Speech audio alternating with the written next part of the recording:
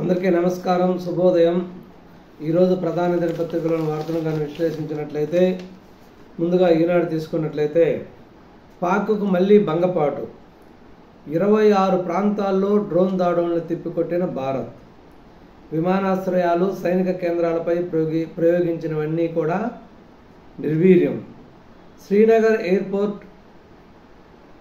అవంతిపారా air base సురక్షితం, మూడో రోజు దద్దరిల్లిన సరిహద్దు, పంజాబ్ కాశ్మీర్లోని నగరాల్లో బ్లాకౌట్, చొరబాట్లకు ఎత్తించిన 7 ఉగ్రవాదులు హతం, ప్రాదేశిక సైన్యం సేవల వినియోగానికి అనుమతి, త్రివిధ దళాధిపతులతో ప్రధాని మోడీ భేటీ, భద్రతపై అమిత్ షా రాజ్నాథ్ సమీక్షలు, సరిహద్దు గ్రామం జనం ఇళ్లల్లోనే ఉండాలని ఆదేశాలు, పాక్ మనపైకి పంపిన 300 నుంచి 400 డ్రోన్లు తుర్కియే దేశానివే, పౌర విమానాలే రక్షణ కవచంగా పాక్ దుశ్చర్యలు, భారత్ గగనతల రక్షణ వ్యవస్థ అడ్డుకోవడంతో శుక్రవారం రాత్రి జమ్మూ గగనతలంలో పేలిపోతున్న పాకిస్తాన్ డ్రోన్లు.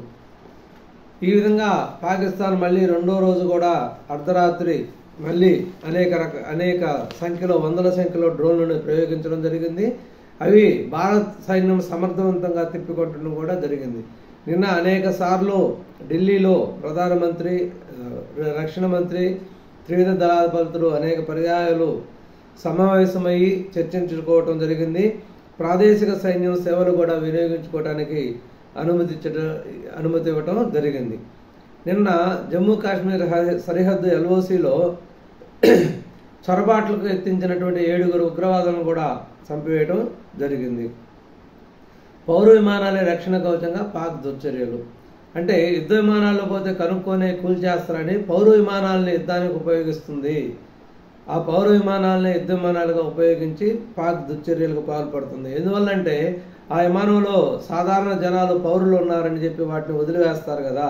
కాబట్టి వాటిని ఒక రక్షణ కవచంగా పాక్ అనేది ఉపయోగిస్తుంది.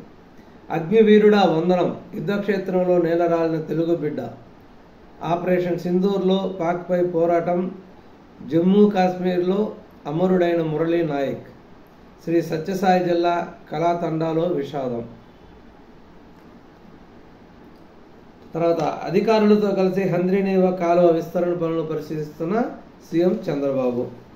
జులైలోగా హంద్రీనీవా విస్తరణ, ఈ నెల 10న నేనే వచ్చి నీరు విడుదల చేస్తా.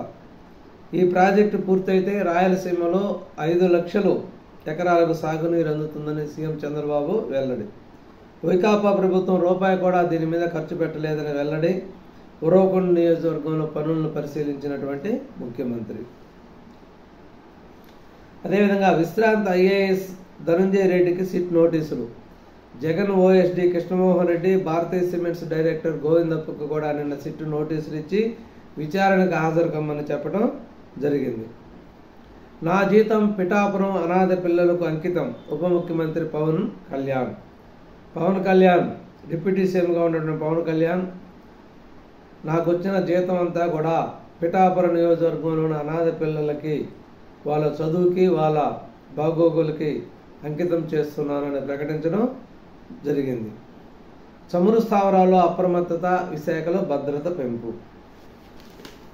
ఇకపోతే 3 కొత్త విమాన సర్వీసులు, విశాఖపట్నం, అబుదాబి, విశాఖ, భువనేశ్వరి, విజయవాడ, బెంగళూరులకి 3 కొత్త విమానం నడుపుతున్నట్టు పౌర విమాన శాఖ మంత్రి రామ్మోహన్ నాయుడు వెల్లడించడం జరిగింది.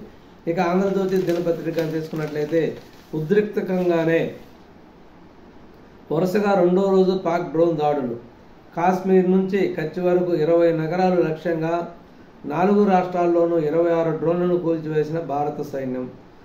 డ్రోన్ దాడికి ఫిరోజ్పూర్లో 3 గాయాలు, 1 విషమం. సరిహద్దు ప్రాంతాల్లో రెండో రోజు కూడా సైరన్ మోతలు, చిమ్మ చీకట్లు. కూల్చాం, నిర్వీర్యపరిచాం. గురువారం ఒక్కరోజే 300 నుంచి 400 టర్కీ డ్రోన్లతో దాడికి పాక్ యత్నం. కాశ్మీరులో లేహ్ నుంచి గుజరాత్లోని సర్ క్రీక్ దాకా 36 నగరాల్లో ఉండే సైనిక శిబిరాలే లక్ష్యంగా ఈ డ్రోన్లు దాడులు చేయడం జరిగింది. అత్యధిక డ్రోన్లలో ఎలాంటి ఆయుధాలు లేవు. మన ఎయిర్ డిఫెన్స్ వ్యవస్థను పరీక్షించడానికే వాళ్ళు ఆయుధాలు లేనటువంటి డ్రోన్లు కూడా పంపించడం జరిగింది. శిథిలాలపై దర్యాప్తు, మరిన్ని ఆధారాల సేకరణ. పౌర విమానాలను పాక్ అడ్డుగా పెట్టుకుంది. మీడియాతో విక్రమ్ మిస్త్రీ, సోఫియా టోమిక. జమ్మూలో చొరబాటుకు యత్నం, 7గురిని హతమార్చిన బీఎస్ఎఫ్. భారత్ దాడులతో కరాచీ పోర్టు దెబ్బతింది. పోర్టు ట్రస్ట్ అధికారిక ఎక్స్లో పోస్ట్.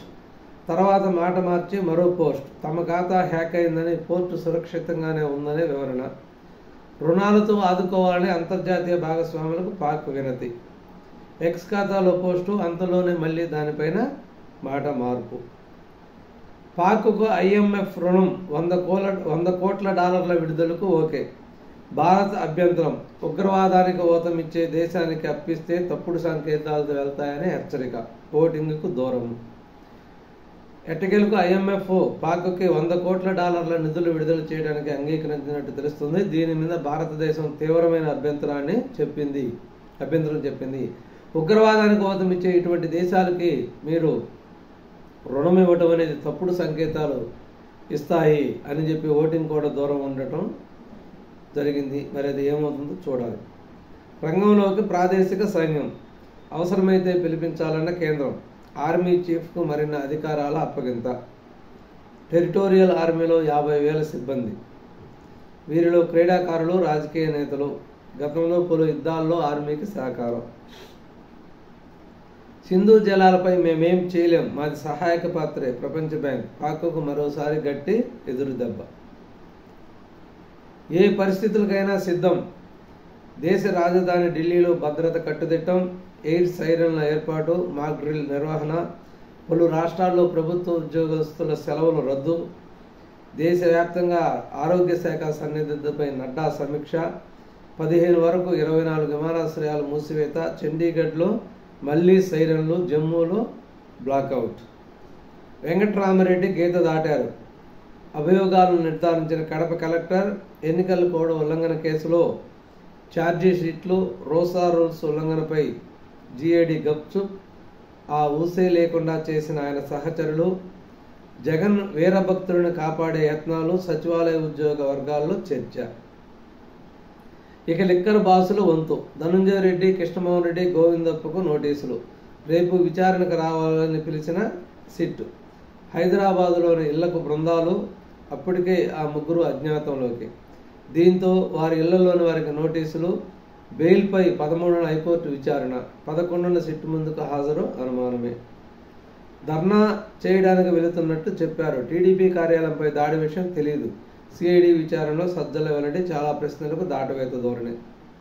నిన్న సజ్జల రామకృష్ణారెడ్డిని సిఐడి విచారించింది. ఈ సిఐడి విచారణలో వాళ్ళు ధర్నా చేయడానికే వెళ్తున్నట్టు నాకు తెలుసు, టీడీపీ కార్యాలయంపై దాడి చేసిన విషయం నాకు తెలియదు అని సిఐడి విచారణలో సజ్జల రామకృష్ణారెడ్డి చెప్పినట్టు తెలుస్తుంది. చాలా ప్రశ్నలకి దాటవేత ధోరణి కూడా ప్రదర్శించినట్లు తెలుస్తుంది. మహానాడుపై సందిగ్ధత. దేశమంతా యుద్ధ వాతావరణం. పార్టీ వేడుక నిర్వహణ సరికాదని చర్చ. వాయిదా లేదా కుదింపుపై 14న నిర్ణయం. జీవో 117కు ప్రత్యామ్నాయ జీవో నేడు విడుదల చేసే అవకాశం. 9 రకాలుగా పాఠశాలను విభజించేటటువంటి అవకాశం. అందుకు అనుగుణంగా టీచర్ల బదిలీలు కూడా జరిగేటటువంటి అవకాశం ఉంది. సిఎస్ కంటే నేనే సుప్రీం. తీరు మార్చుకొని సిఐసి భాష. ఆర్టీఐ కార్యదర్శిగా సహకరించొద్దని పేర్కొంటూ సిబ్బందికి సర్క్యులర్. ఆఫీసులోకి రానివద్దని హుకుం. ఇది ఈరోజు ప్రధాన దినపత్రికలోని ముఖ్యమైన అంశాలు. మరొక ముఖ్యమైన అంశంతో మళ్ళీ కలుద్దాం. నమస్కారం, ధన్యవాదాలు.